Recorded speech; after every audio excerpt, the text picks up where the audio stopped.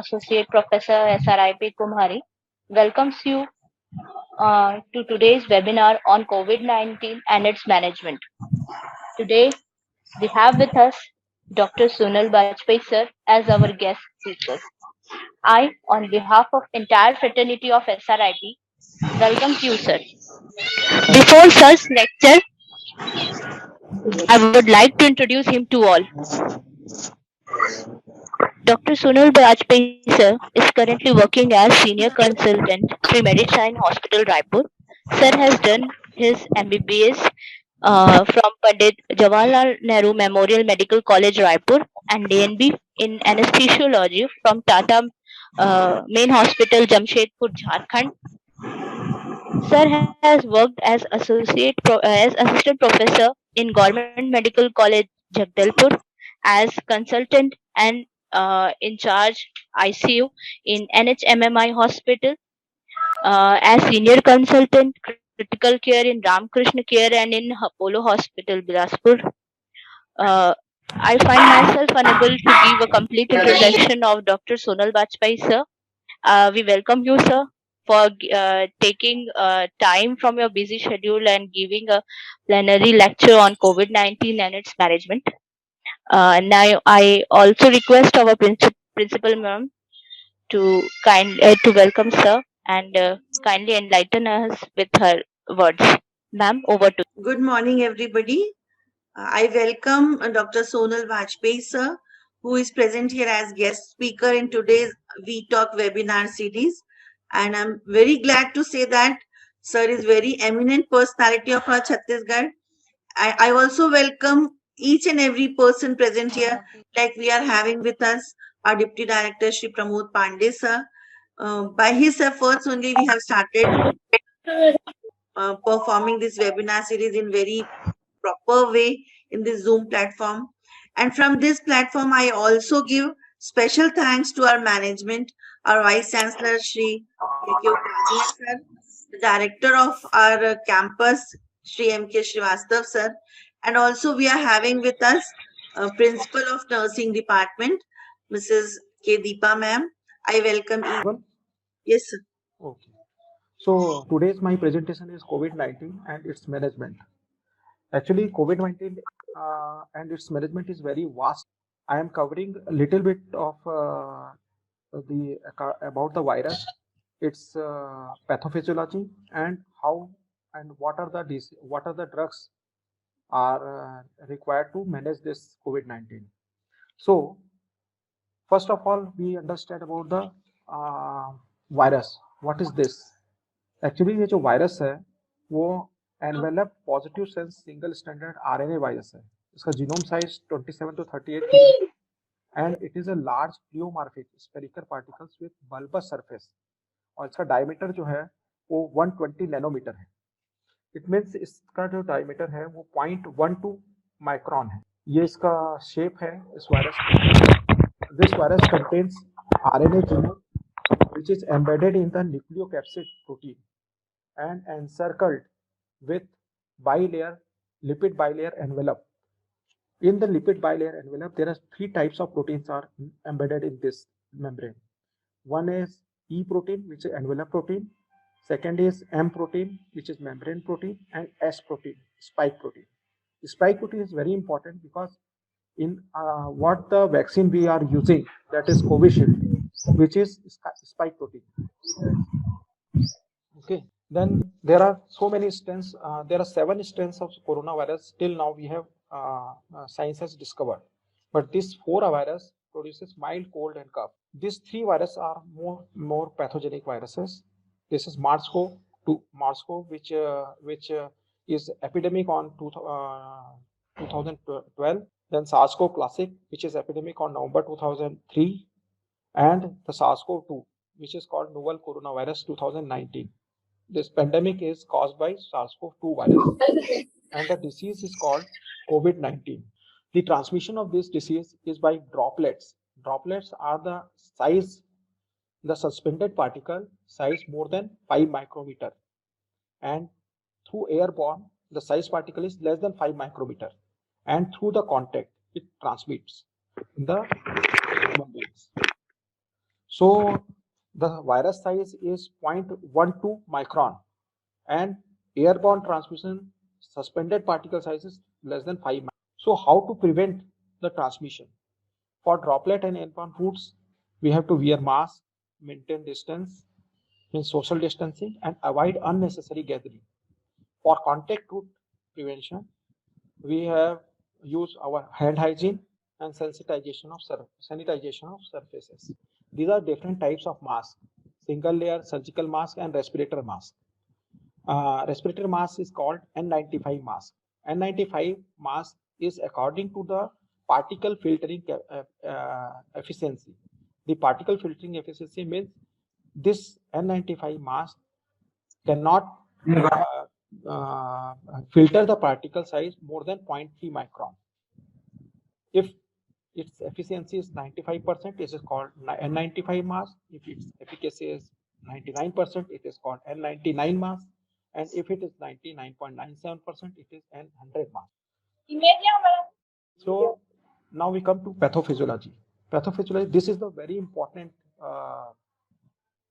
picture through which we can understand the pathophysiology and the treatment, management of COVID-19 disease with the time of viral inoculum enter in the body to the 28 days.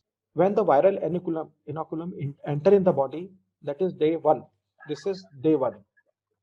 From this day to 5th day, there is no symptoms. This is called incubation period. After that, there is symptomatic period, which starts from day 5 to day 11. In this period, viral replication, which is at the peak on 5 day, is gradually decreases, but the viral debris amount is increasing. Simultaneously, there is immune response of body start increasing. On day 11 to day 14, if patient is deteriorating or the patient the disease is progressive, then there is early pulmonary phase and then there is late pulmonary phase. Early pulmonary phase starts from day 11 to day 14, where the viral debris load is very high, and the immunity, if there are two types of immune response in this period. One immune response when the immunity patient is immunocompetent and immunity is not dysregulated, then the patient disease start healing and patient recover. But on the other side, when there is immune dysregulation starts, then patient deteriorate. After that, in late pulmonary phase, which is from 14 days to 28 days, there is immune dysregulation, which leads to cytokine storm, macrophage activation syndrome, and T cell dysfunction. This simultaneously, this is the pathophysiology according to the time, and with the pathophysiology, there are certain clinical pictures appears. In the symptomatic phase, there is only fever, malaise, cough, headache, and diarrhea was seen. And on the early pulmonary phase, there is shortness of breath, dyspnea, hypoxia, and saturation less than 94%. And on the late pulmonary phase, there is progressive hypoxia continue.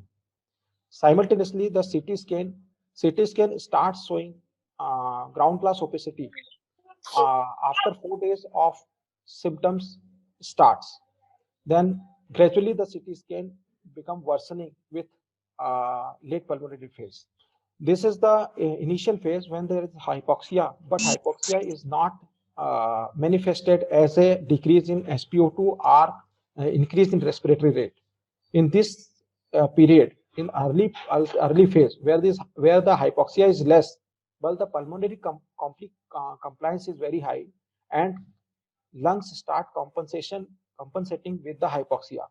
In this phase, what if there is impaired compensation, वो हमको सांस की गति बढ़ने और saturation कम होने के रूप में दिखती है. सांस की गति बढ़ना और हार्ट रेट की गति बढ़ने के रूप में दिखती है, लेकिन इस समय सैचुरेशन उतना कम नहीं रहता. जैसे जैसे ये हाइपोक्सिया बढ़ता जाता है और लंग का कंप्लायंस कम होता जाता है, तब फिर क्या होता है कि वहां पे 3 चीजें होने लगती हैं. पहला तो होता है एंडोथेलियल लेवल पर, मतलब कैपिलरीज जो रहती है, लंग की कैपिलरीज में ब्लड थ्रोम्बस जमना शुरू हो जाता है, जिससे कि ब्लड का सर्कुलेशन लंग्स में कम हो जाता है, लेकिन वेंटिलेशन बना रहता है, जो कि डेड स्पेस वेंटिलेशन को इंडिकेट करता है. और इस डेड स्पेस वेंटिलेशन इसलिए होता है क्योंकि there is thrombotic event, endothelial inflammation and pleural effusion. Second stage में क्या होता है कि जो कैपिलरीज रहती हैं वो लीकी हो जाती हैं, जिससे कि पल्मोनरी इडिमा होने लगता है और फ्लूइड जो होता है एंड ब्लड वेसल से एल्वेलाई में जमा होना शुरू हो जाता है, which leads to alveolitis and pulmonary edema. And after that, there is fibroblasts start accumulating between the epithelial layer of alveoli and the endothelium, which leads to right to life stent because of consolidation and the fibrosis, atelectasis and angiogenesis. This is at the alveolar level. Inflammatory mechanics and alveolar epithelial and endothelial damage and coagulopathy. Early phase में क्या होता है कि जो generally जो virus रहता है वो नेजोफेरिंग्स और ओरोफेरिंग्स की एपिथेलियल सेल्स में डिपॉजिट रहता है, वहां से वो ब्रोंकियस एपिथेलियल सेल्स से के थ्रू न्यूमोसाइट 1 और न्यूमोसाइट 2 में आके एक्यूमुलेट होना शुरू होता है। न्यूमोसाइट 2 में ये TMPRSS2 जो सेल्स रहती हैं वो ACE2 सेल्स को एक्टिवेट करती हैं और ये जो वायरस के स्पाइक प्रोटीन को एक्टिवेट करती हैं, जिसके कारण जो आपका साइटोकाइंस रिलीज होते हैं और एल्विलर लेवल पे ये टी लिम्फोसाइट्स और मैक्रोफेज को एक्यूमुलेशन को बढ़ाना शुरू करते हैं और साइमल्टेनियसली ये एंडोथेलियल डैमेज। इन लेट फेज यहाँ पे दो चीजें हो जाती हैं, एक तो कैपिलरीज में नाइट्रिक ऑक्साइड वगैरह का रिलीज होने से एंडोथेलियल जो कैपिलरीज जो होती हैं डायलेट हो जाती हैं और लीकी हो जाती हैं, जिससे पल्मोनरी इडिमा होता है और मैक्रोफेज के एक्टिवेशन से इंटरल्यूकिन 6, TNF और इंटरल्यूकिन 1 रिलीज होते हैं जो कि कोएगुलेशन को बढ़ाते हैं और थ्रोम्बस जनरेशन शुरू करते हैं, माइक्रोथ्रोम्बाई बनना शुरू हो जाता है एंडोथेलियल लेयर पे, जिससे कि क्या होता है कि ब्लड की सप्लाई कम हो जाती है और ऑक्सीजन का एल्वेलस में अमाउंट कम हो जाता है और हाइपोक्सिया बढ़ना शुरू हो जाता है और आगे जाके यही जो चीज है एक्यूट रेस्पिरेटरी डिस्ट्रेस सिंड्रोम कराती है। अब immune response to viral infection, दो तरीके के इम्यून रिस्पांस होते हैं, एक इनएक्ट इम्यूनिटी होती है जो कि जनरली ये इमीडिएट होती है और ये किसी भी इन्फेक्शन के लिए होती है, दूसरा एडॉप्टिव इम्यूनिटी होती है जो कि स्पेसिफिक होती है पर्टिकुलर इन्फेक्शन के लिए। इसमें दो टाइप की एडॉप्टिव इम्यूनिटी होती है, एक होती है सेलुलर रिस्पांस जो कि टी सेल्स से मीडिएटेड होता है और दूसरा एंटीबॉडी रिस्पांस जो कि बी सेल से मीडिएटेड होता है। ये उनकी जो इम्यून सेल्स ब्लड में क्या क्या चेंजेस आते हैं, severity dependent changes in peripheral immune cells. Initial phase में जो CD4 टी सेल्स और CD8 टी सेल्स का की मात्रा कम हो जाती है और ये क्या करते हैं, यहाँ पे आगे जाके न्यूट्रोफिल की मात्रा बढ़ती है, लेकिन मोनोसाइट और बी सेल्स जो होते हैं ह्यूमरल इम्यूनिटी के लिए रिस्पॉन्सिबल होते हैं और मोनोसाइट्स जो होते हैं सेलुलर इम्यूनिटी और ह्यूमरल दोनों के लिए रिस्पॉन्सिबल होते हैं। इनकी अमाउंट सेम रहती है, लेकिन यहाँ से दो पाथवे चालू होते हैं। एक होता है माइल्ड डिसीज का पाथवे जिसमें रिकवरी होती है, इसमें होती है कि डेंड्राइट सेल्स बढ़ना शुरू होते हैं, डेंड्राइटिक सेल्स बढ़ते हैं जो कि टी सेल्स को बढ़ाते हैं, नंबर्स को बढ़ाते हैं और रिकवरी स्टार्ट होती है, न्यूट्रोफिल की नंबर कम होता है, मोनोसाइट का नंबर बढ़ता है और धीरे धीरे पेशेंट रिकवर हो जाता है। लेकिन अगर पेशेंट डिटोरेट होता है और सीवियर डिसीज होती है, सीवियर डिसीज का कारण होता है कि डेंड्राइटिक सेल्स कम हो जाते हैं, डेंड्राइटिक सेल्स और नेचुरल किलर सेल्स दोनों कम होते हैं और इम्मैच्योर न्यूट्रोफिल्स की मात्रा बढ़ती है, मोनोसाइट भी कम हो जाते हैं लेकिन प्लाज्मोब्लास्ट बढ़ता है और न्यूट्रोफिल जो कि इंट्रासेल्युलर एक्स्ट्रासेल्युलर ट्रैपिंग होती है न्यूट्रोफिल की और वहां से वायरल रिलीज होते हैं और साइटोकाइंस रिलीज होते हैं जो कि ऑर्गन डिस्फंक्शन कराते हैं और कोएगुलेशन को बढ़ाते हैं, मतलब थ्रोम्बस होने की प्रक्रिया को बढ़ाते हैं।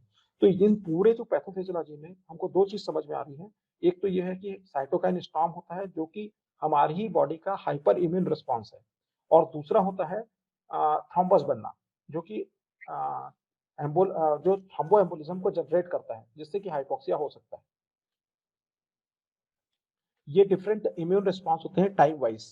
तो दो तरीके के हमने इम्यून रिस्पॉन्स देखे हैं, एक तो सेलुलर रिस्पॉन्स है और दूसरा ह्यूमरल रिस्पॉन्स।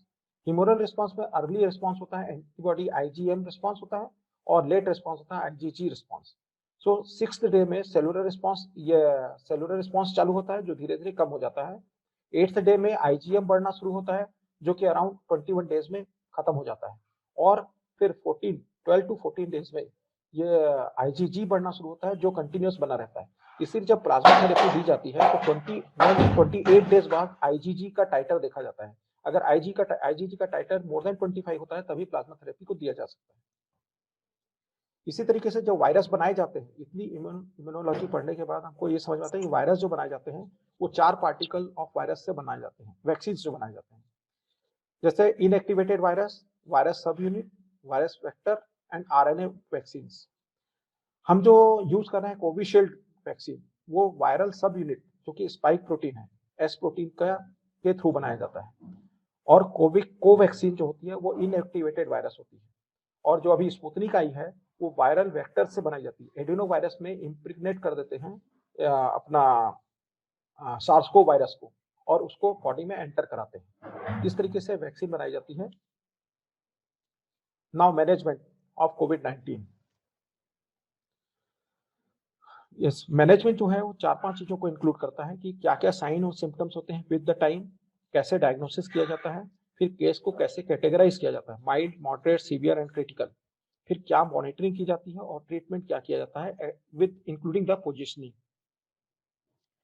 फर्स्ट डे में हम जो देखते हैं, एक्चुअल में जो डेज गिना जाता है वो उस दिन से नहीं गिना जाता है जिस दिन से वायरस बॉडी में एंटर करता है।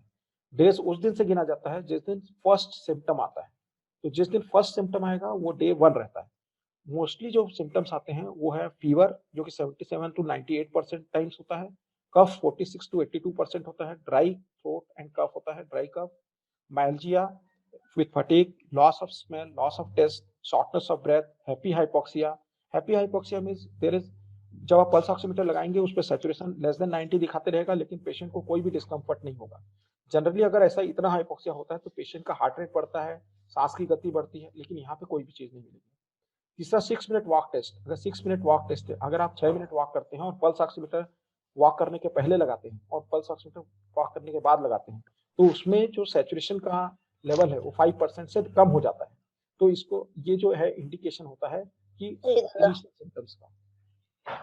पुराने स्ट्रेन और नए स्ट्रेन में क्या डिफरेंस है? पुराने स्ट्रेन में मोस्ट ऑफ द सिम्टम्स थे वो fever, cough and loss of smell and taste था।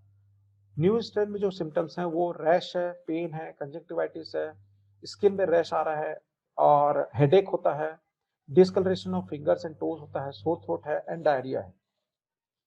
फिर डायग्नोसिस कैसे करते हैं? सबसे पहले रैपिड एंटीजन टेस्ट है। रैपिड एंटीजन टेस्ट जो होता है वो उसकी नेगेटिव प्रेडिक्टिव वैल्यू ज्यादा होती है। अगर ये पॉजिटिव आता है तो आपको ना तो ट्रू नॉट कराने की जरूरत है ना आरटीपीसीआर कराने की जरूरत है। Patient is diagnosed as COVID positive.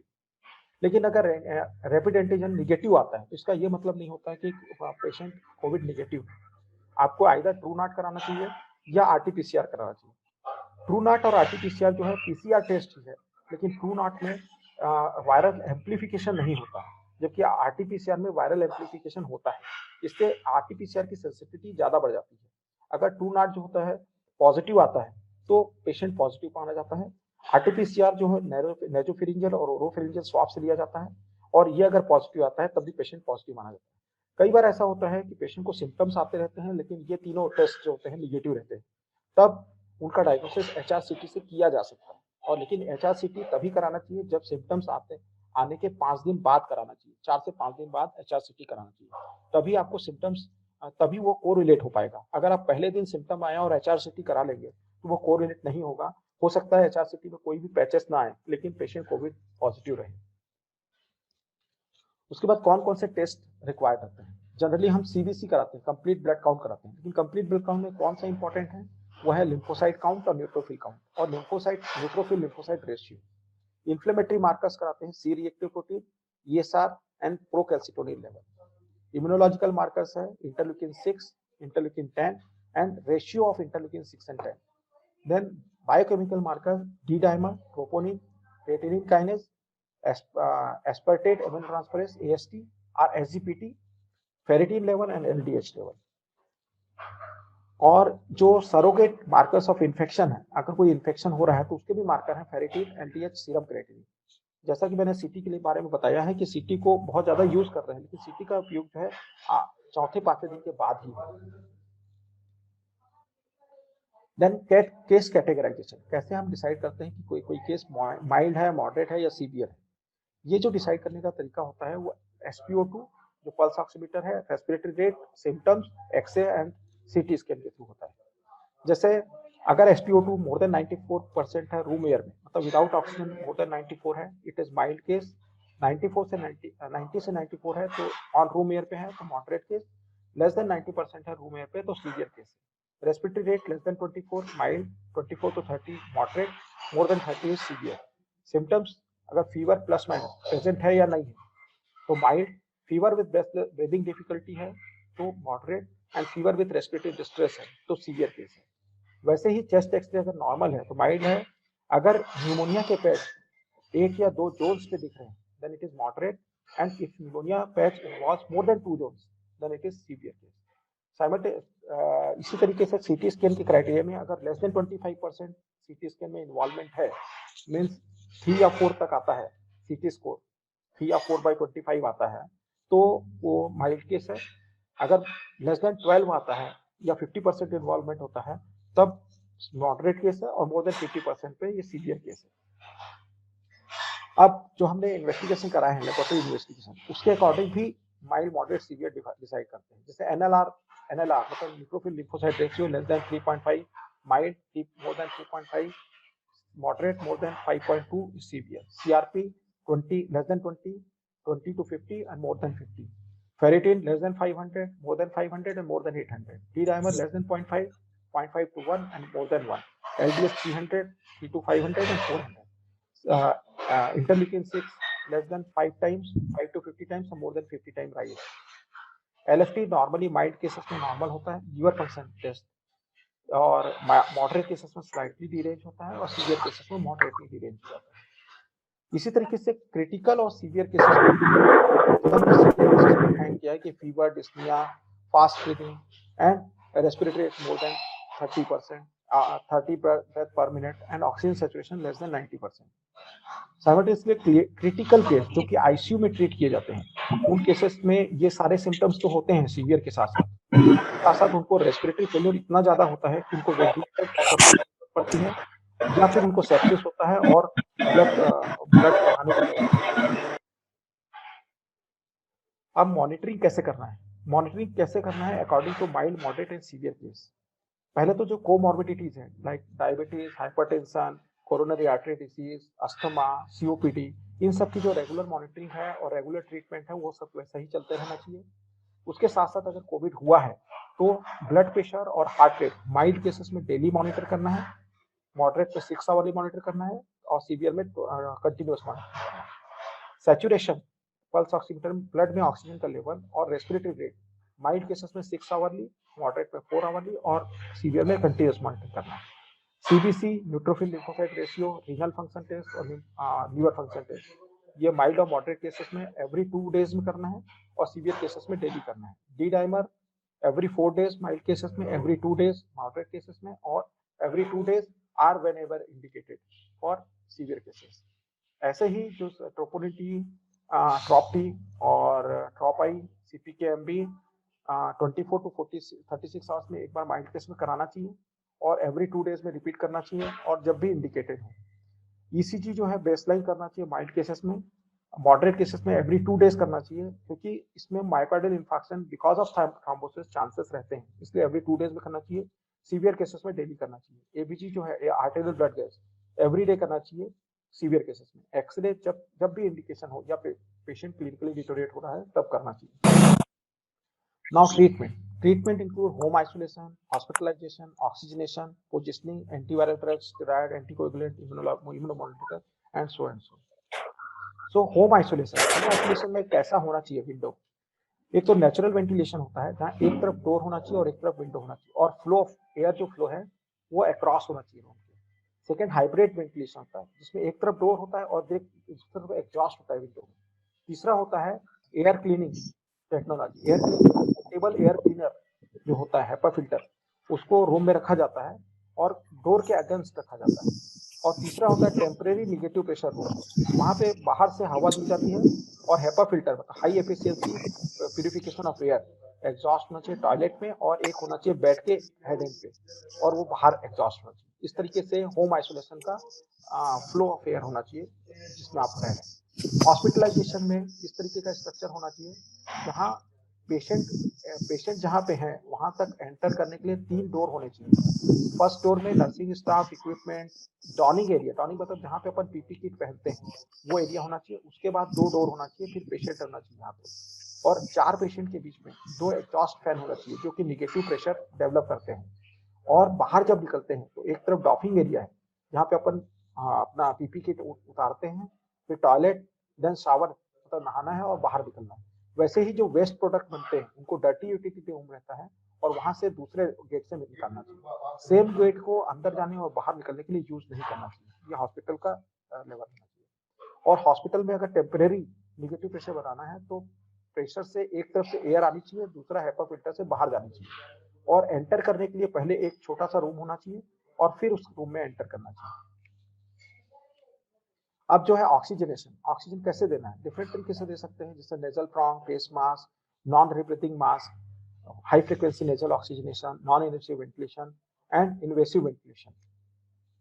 ये जो है नेजल प्रॉन्ग है जिसमें हम 25 से 40% तक का ऑक्सीजन दे सकते हैं। नॉर्मली हम जो एयर में जो ऑक्सीजन रहता है वो 21% ऑक्सीजन रहता है, लेकिन अपने को जब ऑक्सीजन की रिक्वायरमेंट रहती है तो नेजल प्रॉन्ग में अपन 25 से 40% तक ऑक्सीजन दे सकते हैं। 2 लीटर से 8 लीटर तक का फ्लो दे सकते हैं। उसके बाद सिंपल फेस मास्क है जिसमें अपन 40 से 50% का ऑक्सीजन देते हैं और इसमें जो फ्लो है 5 टू 8 लीटर तक का रहता है। यह है रिजर्वायर बैग विथ मास्क जो कि कहलाता है पार्शियल रीब्रीथिंग मास्क और नॉन रीब्रीथिंग मास्क। इसमें फ्लो जो रहता है 12 लीटर से 15 लीटर तक जा सकता है और ऑक्सीजन की डिलीवरी 90 टू 95% तक की जा सकती है।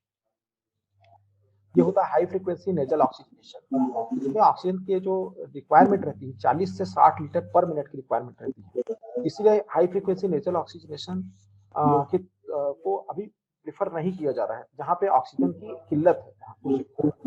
यह है नॉन इन्वेसिव वेंटिलेशन जिसमें 40 से 50 लीटर पर मिनट का ऑक्सीजन की जरूरत पड़ती है और फेस मास्क इंटरफेस के थ्रू वेंटिलेटर से ऑक्सीजन दिया जाता है। इसमें इंटूबेट करने की जरूरत नहीं पड़ती। और ये है इन्वेसिव वेंटिलेशन जहाँ पे एक ट्यूब डाली जाती है जो लंग्स तक जाती है और बाद में वेंटिलेटर से कनेक्ट किया जाता है। ये जो पेशेंट है प्रोन पोजीशन पे है और इंटूबेटेड पेशेंट है। इस तरीके से ऑक्सीजनेशन किया जाता है।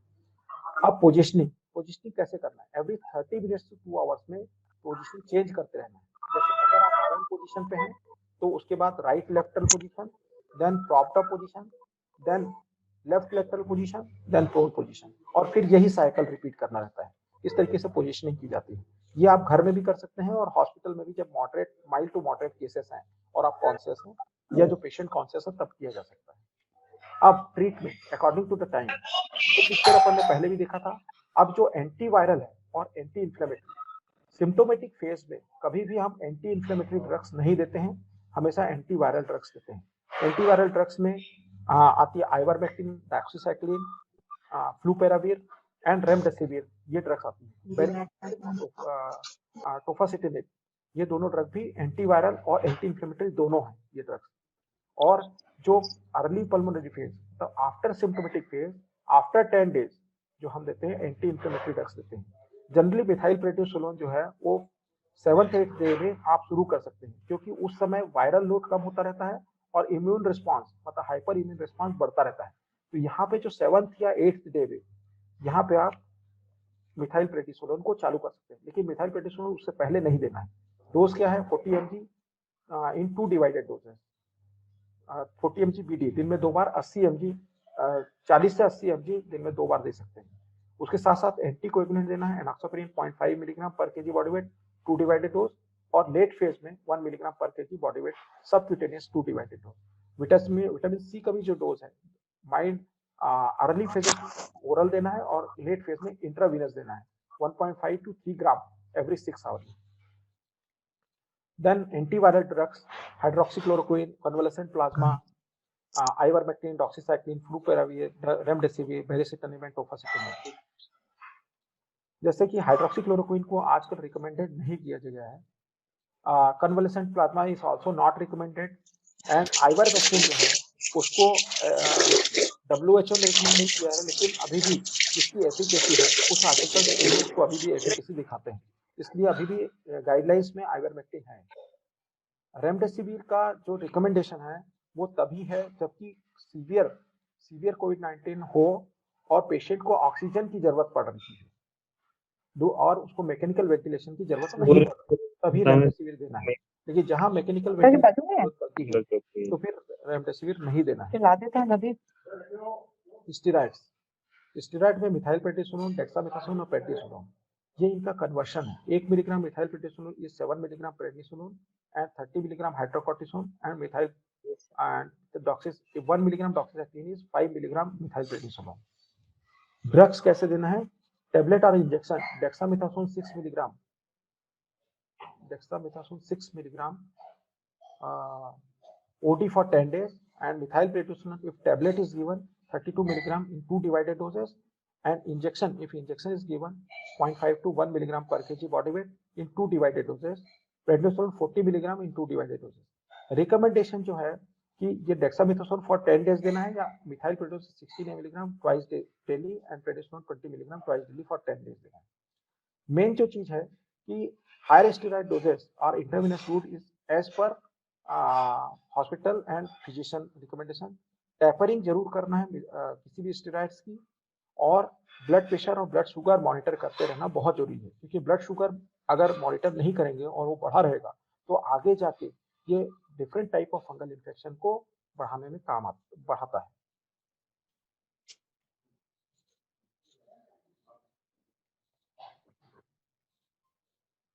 ये लॉन्ग टर्म कॉर्टिकोस्टेरॉइड कैसे देना है? इनिशियल फेज में 80 mg फॉर 14 डेज। अगर किसी पेशेंट को ज्यादा स्टेरॉइड की जरूरत पड़ती है फिर 20 mg BD या 40 mg फॉर नेक्स्ट वीक, फिर 4 दिन 20 mg एंड 10 mg करके हम देते हैं और टेपर ऑफ करते हैं। इनिशियल फेज में क्या करता है कॉर्टिकोस्टेरॉइड? रिक्रेशन ऑफ इन्फ्लेमेशन करता है, इन्फ्लेमेशन को कम करता है। और लेटर फेज, क्योंकि टैपरिंग इसलिए जरूरी होती है क्योंकि इसमें हाइपोथैलेमो पिट्यूटरी एक्सिस सप्रेशन होता है और इसको रिकवरी करने के लिए टाइम चाहिए जाता है, इसलिए इसको ऐसा दिया जाता है। देन कॉर्टिकोस्टेरॉइड का रिकमेंडेशन जो है, हर जगह कॉर्टिकोस्टेरॉइड दोनों ही आर्टिकल, एक है सर्वाइविंग सेप्सिस गाइडलाइन का और दूसरा NHI का, नेशनल इंस्टीट्यूट ऑफ हेल्थ का, दोनों में ही कॉर्टिकोस्टेरॉइड रिकमेंडेड है, स्ट्रांगली रिकमेंडेड है। Anticoagulant, low molecular weight heparin और liver oral anticoagulant, liver action, ये भी आल्सो रिकमेंडेड है। एंटीकोगुलेंट पे मोस्ट इंपॉर्टेंट चीज है कि जैक इनहिबिटर ट्रीटमेंट ऑफ ये जैक इनहिबिटर जब दिया जा रहा है, जैक इनहिबिटर मतलब बेरिसिटानिब और टोफासिटानिब जब दिया जा रहा है तब जरूर देना चाहिए इसको। और मेन चीज ये है कि ये दोनों चीजें ही रिकमेंडेड है। और इसमें डी डाइमर जो है इसको कब देना है? जबकि कोई डिसीज हो और डी डाइमर मोर देन 2 टाइम्स बढ़ा हो अपर लिमिट के।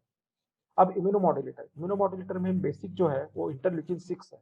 इंटरल्यूकिन 6 और उसके पाथवेज जो है उन्हीं को ब्लॉक किया जाता है। जैसे जैक स्टेट सिग्नलिंग जो है वो इंटरल्यूकिन 6 जब होता है, क्लासिकल सिग्नलिंग जब इंटरल्यूकिन 6 की होती है और इंटरल्यूकिन 6 रिसेप्टर के साथ जब अटैच होता है GP130 प्रोटीन, ये हर सेल्स में रहता है, लेकिन ये मोस्टली मैक्रोफेज, मोनोसाइट और लिम्फोसाइट्स, जब इससे इंटरल्यूकिन 6 अटैच होता है क्लासिकल पाथवे से तो ये एंटी इंफ्लेमेटरी काम करता है। लेकिन अगर ये क्लासिकल पाथवे के थ्रू ना अटैच होकर ट्रांस सिग्नलिंग के थ्रू या ट्रांस प्रेजेंटेशन के थ्रू इंटरल्यूकिन 6 अटैच होता है GP130 से और ये जैक स्टेट सिग्नलिंग को एक्टिवेट करता है, तब ये प्रो इंफ्लेमेटरी काम करता है। तो जब भी अगर हमको अगर इम्यूनोमॉड्यूलेटर यूज करना है तो इंटरल्यूकिन 6 रिसेप्टर इनहिबिटर यूज करते हैं या जैक रिसेप्टर इनहिबिटर या आगे के जो पाथवे हैं उनको इनहिबिट किया जाता है। ये सारे जो है एक्सपेरिमेंटल चल रहे हैं, एक्सपेरिमेंटल इम्यूनोमॉड्यूलेटर है। इसमें मोस्ट इंपॉर्टेंट जो है टॉसिलिजुमैब है। इसकी डबल ब्लाइंड रैंडमाइज्ड स्टडी की गई है, उसमें ये इसका एफिकेसी उतनी अच्छी आई नहीं है, लेकिन फेज 2 ट्रायल में। और यहाँ पे भी बेरिसिटानिब है, टोफासिटानिब है। टोफासिटानिब की बहुत अच्छी आई है। Multiple phase 2 COVID-19 studies recruited and clinical benefit might reflect inhibition of cytokines other than interleukin 6। और बेरिसिटानिब की भी अभी तक अवेलेबल एस्टेब्लिश नहीं है एफिकेसी। तो इंडिकेशन ऑफ इम्यूनोमॉड्यूलेटर कब है, कब देना है इम्यूनोमॉड्यूलेटर? इम्यूनोमॉड्यूलेटर treatment is recommended for COVID-19 positive patient. अगर पेशेंट पॉजिटिव है और उसके साथ साथ उसको क्लिनिकल डिटोरेशन दिख रहा है, साइन सिम्टम्स में डिटोरेशन आ रहा है, मतलब SpO2 बिलो 94% है ऑन रूम एयर और SpO2 मोर देन 4% फॉल हो रहा है, या CRP बढ़ रहा है मोर देन 30 मिलीग्राम पर लीटर, या CRP डबल हो रहा है और HRCT का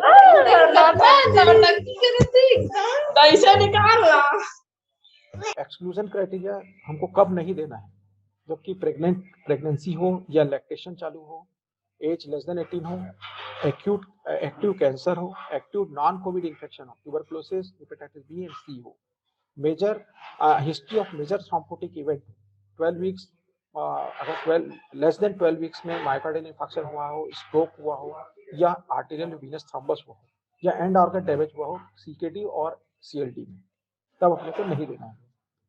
इनिशियल वायरल रिप्लिकेशन फेज में कोई भी वायरस, स्टेरॉइड और anti immunomodulator are not indicated.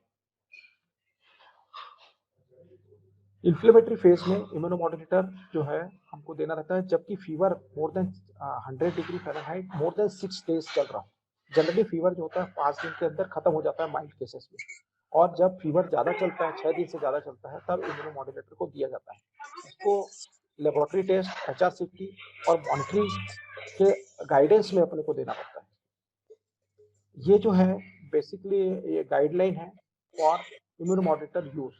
Early 1 to 5 days replicative phase में day of onset is counted count the day from first day of classical symptoms.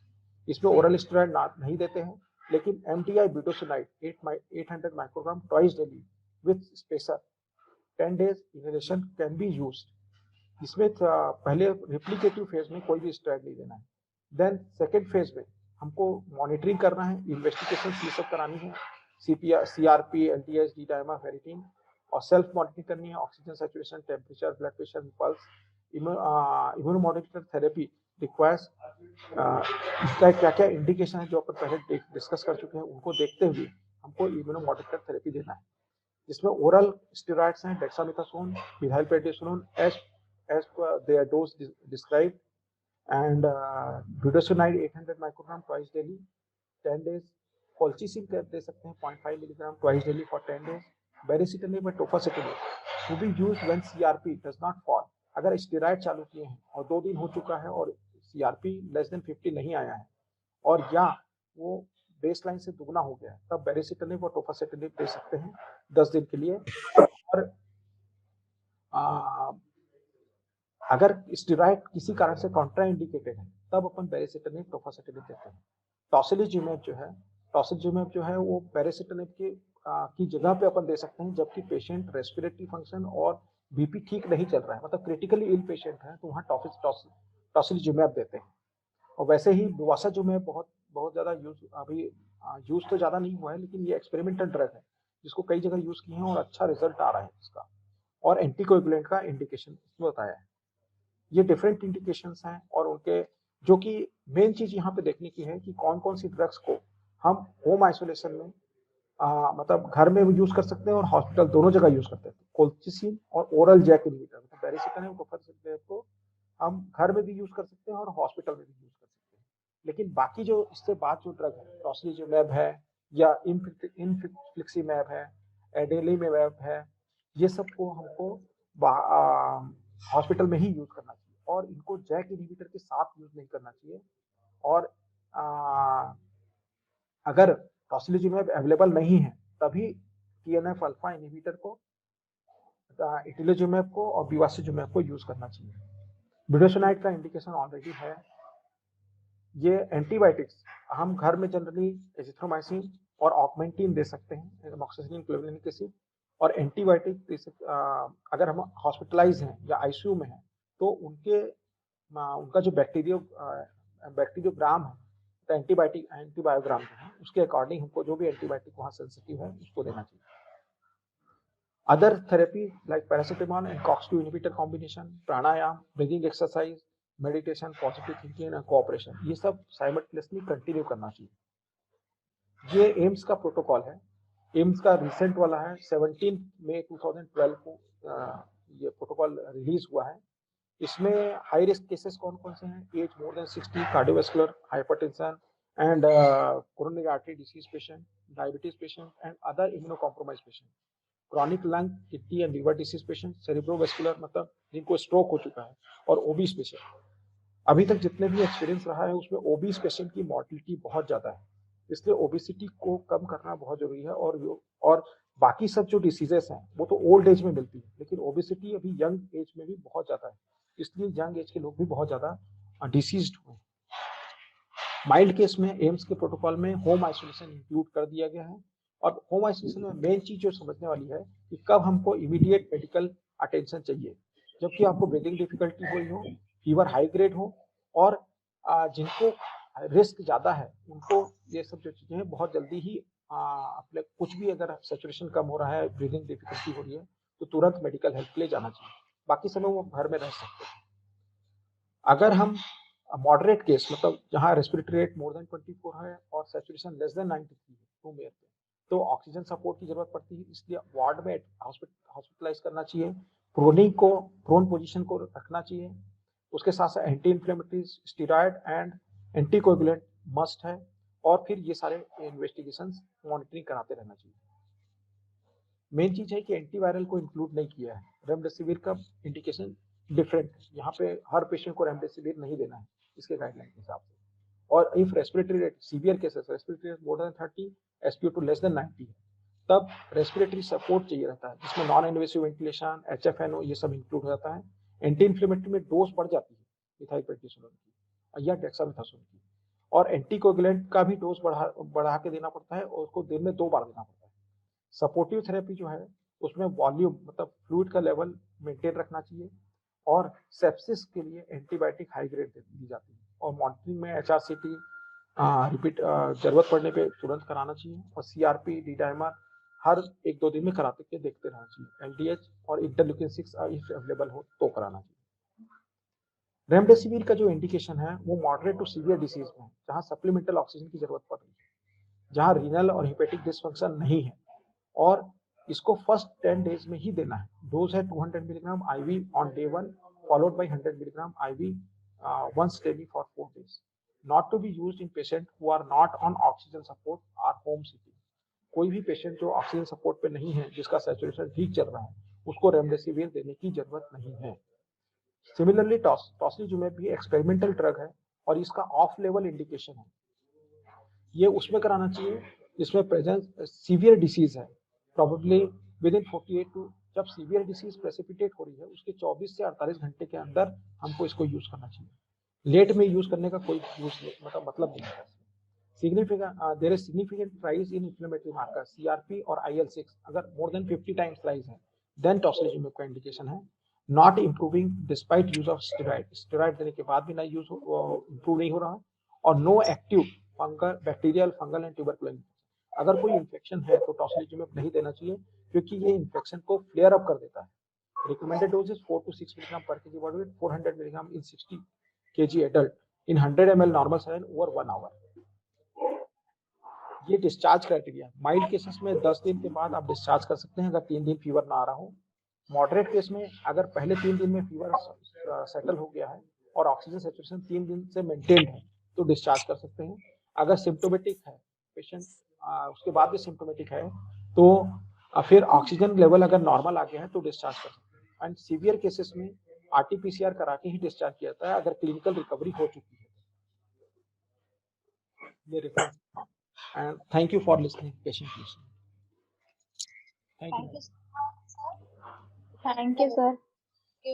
Session, and I hope there will be many doubts and many questions in the minds of our listeners. They may ask or they may drop the question in the chat box.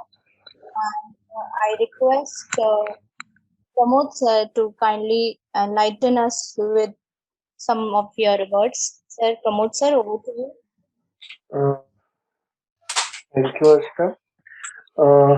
सबसे पहले तो वैसे रावतपुरा सरकार group of institution की ओर से आलोक sir का बहुत बहुत धन्यवाद देना चाहूँगा, और डॉक्टर सर से कहना चाहूँगा कि सर आपने जो आज जानकारी दी है, जो है आपने जो कोविड के संबंध में जो भी चीज़ें आज हमको बताई हैं, जितने भी स्टूडेंट में पार्टिसिपेंट जुड़ रहे हैं, होप सो उनके बहुत से डाउट्स क्लियर हुए होंगे, और वो उतने ही लोगों को जो है बताएंगे आगे भी कि इस प्रकार के जो भी जो नॉलेज शेयरिंग होती है, वर्कशॉप हमारा कराने का, वेबिनार कराने के पीछे में यही उद्देश्य होता है कि आप जैसे एक्सपर्ट लोग के द्वारा जो हमें मार्गदर्शन, जो एजुकेशन, जो शिक्षा प्राप्त होती है, हम उसे आगे बढ़ाएँ और समाज में फैलने वाली जो भ्रांतियाँ हैं या जो एक लैक ऑफ नॉलेज है उसको और क्लियर कर सकें। तो मैं चंचलदीप मैडम का भी, प्रिंसिपल एसआरआईपी का बहुत-बहुत धन्यवाद देना चाहूँगा कि उन्होंने इतने अच्छे टॉपिक पे जो है एक वेबिनार कराया, जिससे जो है कोविड की जो ये महामारी चल रही है उसपे और भी जो है ज़्यादा जो है एजुकेशन लोगों तक पहुँच सका है। तो अंत में आप सभी का बहुत-बहुत धन्यवाद कि आप सभी ने जुड़े और आज के जो है वेबिनार को आप लोगों ने सफलतापूर्वक पूरा सुना। साथ ही डॉक्टर सर का भी बहुत-बहुत धन्यवाद कि उन्होंने अपना कीमती समय निकाल करके आपने आपने जो है हमें अपने जो है ज्ञान की बातें बताई। Thank you sir. Thank you. Questions अभी कुछ लोग अगर पूछना चाहें तो पूछ सकते हैं। मैडम, मैं कुछ सर से बात करना चाह रही थी। Yes ma'am. हाँ, बोलिए। Good afternoon, sir, Good and good afternoon. afternoon, Chanchal madam and all the faculties and students. Sir, it actually the topic of this today was very informative. Actually, हमने बहुत सारे वेबिनार कराए थे nursing में actually, but जो आपने आज deal किया है it's very useful for our students. आपको मालूम है नर्सिंग में क्या जरूरत पड़ती है स्टूडेंट्स को, नर्सिंग स्टूडेंट्स। सो आपने जो टॉपिक्स जो सीक्वेंस में कवर किया है इट वाज वेरी यूजफुल। हमने अभी तक जो भी कराया है कि रोल ऑफ नर्स के ऊपर ही कराए हैं। जो आपने आज जो डील किया है it's actually very sophisticated and clear and concise for us. So मैं बिहाफ ऑफ नर्सिंग स्टूडेंट्स, आज के पार्टिसिपेंट्स ज्यादा से नर्सिंग से ही है, तो कल मैडम को मैंने रिक्वेस्ट किया था कि हमें भी ऐड कर लीजिए ग्रुप में करके। तो so I am very much thankful to you, sir. It was very informative, and I would like to say thanks to Chanchal madam. The topic is very nice and useful for our nursing students. Thank you, madam. Actually, madam, Thank you so vast much. Ma'am, actually today's presentation we will also give credit to Dr. Alok Singh Thakur sir, because he coordinated with sir along with Achal sir. So we are really thankful to Achal sir also and Alok sir. And especially to Sonal sir, we are thankful. Sir, you have really dealt in very nice way. अभी तक जितने लोगों से भी हम लोगों ने presentation कराए थे, सबने सर बहुत सुपरफिशियली बोला था। तो आपने जो मेडिकल पॉइंट ऑफ व्यू से बोला सर, ये वाकई बहुत ही अच्छा था और बहुत यूजफुल था सर। काफी अच्छा आया है सर, बट मेरा एक छोटा सा क्वेश्चन था इसमें कि जो कोविड का जो मैनेजमेंट है और कोविड की जो चीजें चल रही हैं, और आगे भी अभी जिस प्रकार से जो है अनलॉकिंग चालू हो गई है सभी जगह पे इंडिया में, तो प्रिकॉशनरी मेजर तो मेरे हिसाब से अभी भी सभी को पता है कि रखने हैं। और जो आने वाले समय के लिए जो हर जगह सुनने को आ रहा है कि थर्ड वेव या फोर्थ वेव समथिंग की, मैं चाहूंगा कि सर थोड़ा सा जो है आप इस पे भी प्रकाश डालें कि जो थर्ड वेव आने की है या उसके लिए जो प्रिकॉशनरी एक मेजर है, जस्ट 5 मिनट की, उससे हमारे जो भी बच्चे जुड़े हैं, नर्सिंग के बहुत से बच्चे हैं, फार्मेसी के बच्चे हैं, तो वो लोगों को एजुकेट कर सकें थोड़ा सा। एक्चुअली सर, कोई भी वेव आएगी, ट्रांसमिशन ऑफ वैक्सीन वायरस उसका एक पर्टिकुलर वे है। जैसे कि कॉन्टेक्ट से ट्रांसमिट होता है, एयरबॉर्न ट्रांसमिशन है और ड्रॉपलेट ट्रांसमिशन। उसको अपने को प्रिवेंट करना है, मतलब मास्क पहनना है, सोशल डिस्टेंसिंग रखना ही है। अच्छा, एयरबॉर्न ट्रांसमिशन में 2 फीट इज नॉट एनफ। तो अगर एयरबॉर्न ट्रांसमिशन होता है, जो कि जनरली जहाँ हाई वायरल लोड है वहाँ पे एयरबॉर्न ट्रांसमिशन के ज़्यादा चांसेस है, वहाँ पे हमेशा N95 मास्क ही पहनना है, ट्रिपल लेयर मास्क से नहीं चलेगा। जैसे आप कभी भी हॉस्पिटल जाते हैं तो N95 मास्क पहन के ही जाए, लेकिन अगर आप कॉलेज जा रहे हैं जहाँ ओपन स्पेस है वहाँ आप ट्रिपल लेयर मास्क पहन के जा सकते हैं, लेकिन विदाउट मास्क जाना ही नहीं है। दूसरी चीज ये है कि आपका जो सैनिटाइजेशन है उससे ज़्यादा जो एम्फेसिस है वो हैंड वॉशिंग पे देना है, और जब आप कहीं किसी हॉस्पिटल से वापस आते हैं तो बात जरूर करें। ये प्रिवेंटिव मेजर्स हमको हमेशा लेना पड़ेगा। और गैदरिंग में अगर जा भी रहे हैं तो ओपन स्पेस में गैदरिंग हो और डिस्टेंसिंग मेंटेन रहे। जी सर, थैंक यू सर। मतलब जो एक की पॉइंट थी, जो है 3-4 चीज जो आपने बताई, एक बिल्कुल की पॉइंट है जो जनरल लाइफ स्टाइल में हमको यूज करनी है। Actually, there was a question of mine also. Actually, sir, I was COVID positive and thereafter I'm right now I'm okay, but I am facing so much weakness and acid reflux. So what should I do? Is it common, or I should go for some to doctor to consult all this? Actually, weakness is common. Weakness takes 3 months to 6 months to recover. Okay. And Okay, acid sir. reflex, acid reflex Yes. कब होता है आपको? कितने समय होता है? Sir, at night time At और night time. after meal sir, दोपहर After में meal. खाने के बाद या फिर रात में खाने के बाद में? एक्चुअली जो इतनी सारी ड्रग्स चलती हैं, आपको जी। आप एडमिट थे हॉस्पिटल में? नहीं sir, I was at home isolation. और ड्रग्स क्या क्या लिए थे? सर वो जो प्रिस्क्राइब था sir, doxycycline and ivermectin, doxycycline, vitamin C, zinc. Yes sir, yes sir ji. तो एक्चुअली जो है, आप अगर लाइट इवनिंग में ना लाइट मील लेना शुरू करिए, और अगर इससे भी नहीं जाता है तो फिर proton pump inhibitor Pantocid D वगैरह जो है खाली पेट लेना चाहिए। ओके, अगर उससे भी नहीं जाता है तब फिर आप गैस्ट्रोएंटरोलॉजिस्ट को दिखाइए, और वहां पे शायद एंडोस्कोपी की जरूरत पड़े। ये लेकिन लास्ट स्टेज है, पहले आप ये सब करके देखें। लाइफ स्टाइल चेंज करना है बेसिकली। Yes sir. आप प्राणायाम करते हैं तो प्राणायाम करिए, व्यायाम करिए, फिर रात को जो खाना खा रहे हैं वो 2 घंटे पहले खाएं सोने के, और लाइट डाइट, ये पहले। Yes sir, thank you so much sir. Yes sir, thank you. Take the questions from chat section also. Okay. Yes, ma'am. Sir, one more question is there from Shaboni Nandi. Sir, she is asking that one patient is having chest pain or shortness of breath, and उसने जब check करवाया तो उसका eosinophil जो था वो बढ़ा हुआ था, तो ऐसे में कोरोना होने का संभावना है क्या? She is asking. देखिए, कोरोना होने की संभावना तो हर किसी कंडीशन में जिसमें ब्रेथलेसनेस हो रहा है ना, तो टेस्ट तो कराना चाहिए पहली चीज। लेकिन अगर इओसिनोफिल काउंट बढ़ रहा है तो इसका ज्यादा चांसेस है कि एलर्जिक ब्रोंकाइटिस हो। इओसिनोफिल काउंट बढ़ने के एलर्जिक ब्रोंकाइटिस के ज्यादा चांसेस हैं। Sir, is it common that after having COVID, patients are suffering from this kind of allergic bronchitis? नहीं, ये कॉमन तो नहीं है। एलर्जिक ब्रोंकाइटिस होना तो कॉमन नहीं है, क्योंकि क्या है कि हम जब कोविड का ट्रीटमेंट करते हैं तो ऑलरेडी अपन अगर स्टेरॉइड लिए हुए हैं तो वो तो एंटी एलर्जिक है स्टेरॉइड्स। जितने भी कफ सिरप है वो एंटी एलर्जिक है, तो ऐसा बढ़ना नहीं चाहिए। लेकिन अगर बढ़ रहा है तो इनको कोविड के बाद एनवायरनमेंट से एक्सपोज हुई होंगी, उस एनवायरनमेंट का कोई एलर्जेंस होगा जो कि इओसिनोफिल को बढ़ा रहा होगा, प्रोबेबिलिटी है। Okay, sir. And sir, she is also saying that oxygen level is normal and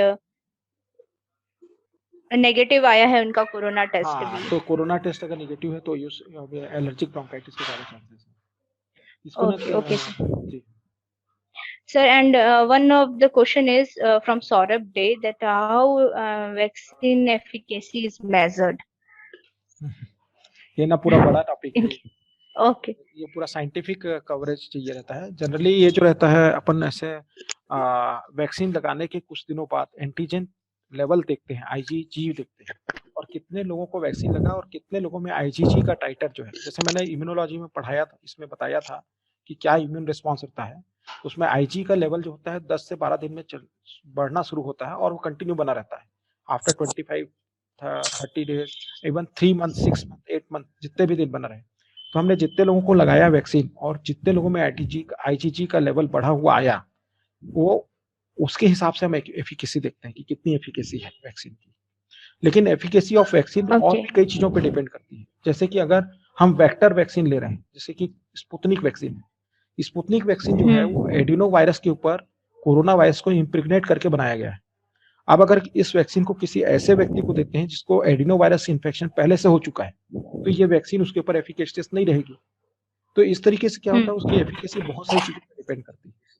एक पर्टिकुलर चीज अपन नहीं बता सकते। ज्यादा अच्छा इंडिकेटर है कि आईजीजी का लेवल कितना है, उससे देख के बता सकते हैं। सर मतलब कि अगर किसी को कोविड हुआ है तो उस व्यक्ति को जो नई अभी स्पुतनिक आ रही है वो वैक्सीन नहीं लेना चाहिए? नहीं, वैसे भी अगर कोविड हुआ है तो उससे 8 जी। वीक बाद ही वैक्सीन लेना चाहिए। ओके, 8 वीक बाद। और हाँ कोवैक्सीन जी, जैसे अगर मुझे हुआ था तो मुझे 8 वीक के बाद लगवा हाँ लेना हाँ चाहिए। हाँ हाँ बिल्कुल, स्पुतनिक भी लगा सकते हैं और कोवैक्सीन भी लगा सकते हैं। Okay okay sir, okay sir. मेरा एक सवाल है मैडम, देवेंद्र हाँ। Sahu from Shankaracharya pharmacy college. Yes sir please sir.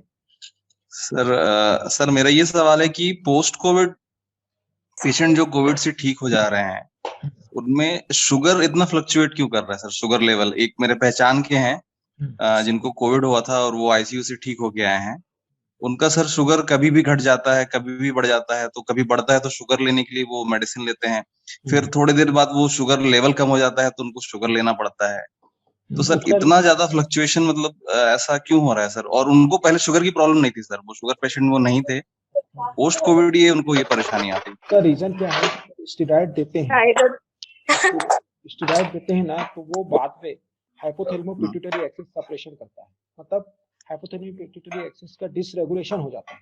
और एड्रेनलिन ग्लैंड का जो इफेक्ट है वो है सारे ही सिंपैथेटिक हार्मोन्स को सीक्रेट करना है, और सारे सिंपैथेटिक हार्मोन्स हाइपरग्लाइसीमिया कराते हैं। अब अगर डिसरेगुलेशन हो गया तो क्या होगा? कभी वो हार्मोन्स सीक्रेट होंगे और कभी नहीं होंगे, और जिस समय हार्मोन सीक्रेट होंगे तब हाइपोग्लाइसीमिया हो जाएगा, हाइपरग्लाइसीमिया हो जाएगा, और जिस समय हार्मोन सीक्रेट नहीं होंगे तो हाइपोग्लाइसीमिया होगा। इस तरीके से डिसरेगुलेशन ऑफ ग्लूकोज मतलब हाइपर हाइपोग्लाइसीमिया होता रहता है। ये कुछ केसेस में ऐसा होता है जिसमें प्रॉपर वे में क्या होता है, हर बॉडी अलग अलग है और उसका रिस्पॉन्स स्टेरॉइड के लिए अलग अलग है। इवन उसके एड्रिनल का भी रिस्पॉन्स स्टेरॉइड के लिए अलग अलग होता है। इसलिए कुछ पेशेंट में ऐसा हो सकता है कि उसमें हाइपरग्लाइसीमिया के सिम्टम्स आते हैं। सर इसको कब तक ठीक हो पा सकता है? मतलब इसकी क्या मतलब कैसे करना चाहिए, क्या मैनेजमेंट करना चाहिए इसको ना 3 महीने से 6 महीने तक आप मॉनिटर करना पड़ेगा। जी और जी। क्या होता है कि जनरली स्टेरॉइड को जब बंद करते हैं तो टेपर ऑफ करके बंद करते हैं। मतलब जैसे मैंने बताया था कि 80 mg बीटी दे रहे हैं, मतलब 40 mg बीटी दे रहे हैं, देन 20 mg बीटी दे रहे हैं, फिर 20 mg ओडी और देन 10 mg ओडी। इस तरीके से धीरे धीरे करके बंद किया जाता है। अगर ये प्रॉपर वे में बंद नहीं हुआ होगा तो हाइपोथैलेमो पिट्यूटरी एक्सिस डिसफंक्शन हो सकता है। Thank you sir, thank you. ये 2DG कितना रोल प्ले करेगा सर? जो अभी DRDO का मेडिसिन जो आया है वो उसकी 2DG एफिकेसी कितना तो रोल अच्छी प्ले आनी कर? चाहिए, क्योंकि उसका जो मैकेनिज्म ऑफ एक्शन है जी बहुत अच्छा है, बहुत अच्छे तरीके से वो एक्ट करते हैं, है ना। वो क्या होता है, इंट्रासेलुलर जाके वायरल रेप्लिकेशन को सप्रेस कर रहा है। तो जी थ्योरेटिकली तो उसका इफेक्ट अच्छा आना चाहिए, बाकी तो अब क्लिनिकली उसके यूज करने पर पता चलेगा। जी जी। Thank you sir, thank you. Now I request Alok sir for vote of thanks. Alok sir, over to you. Thank you, ma'am. Yes. Yes, thank you, ma'am. Good afternoon, everyone. I am Dr. Alok Singh Thakur. Want to convey my thanks on behalf of Sri Rawatpura Sarkar Institute of Pharmacy, Kumhari.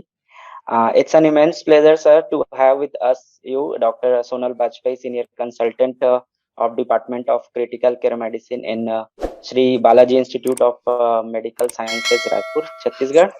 We are very thankful to him for his great and beneficial guidance and information about COVID-19 physiology and its management. It will definitely fill up the gap of knowledge of our audience about the handling and such pandemic condition around us. Thank you very much, sir, for your precious time from your busy schedule. Thank you. I'm also thankful to our principal, ma'am, Dr. Chanchaldeep Kaur, ma'am, for motivating to organize this webinar. It is not possible without her energetic and supportive work. I'm also very thankful to Sri M.K. Srivastava sir, Director of Sri Rawatpura Sarkar Kumhari Campus, for providing us the platform to organize such kind of VTalk webinar. I'm also feeling very pleasure to get the support from Sri Pramod Pandey sir, Deputy Director SRGOI Group, for which I'm thanking you, sir, for encouraging us to organize this webinar. And it is also very great to have support of the principal of our campus, like a principal of nursing and education and their staff, for continuously motivating and supporting us. And Last but not the least, I wish to thank to our faculty members for their support, the students and the other participants out of our campus or another institute to attend and listen patiently the webinar and getting and very interacting by taking the question from their side. I am very thankful. Thank you to everyone. Thank you. Good day to all. Thank you.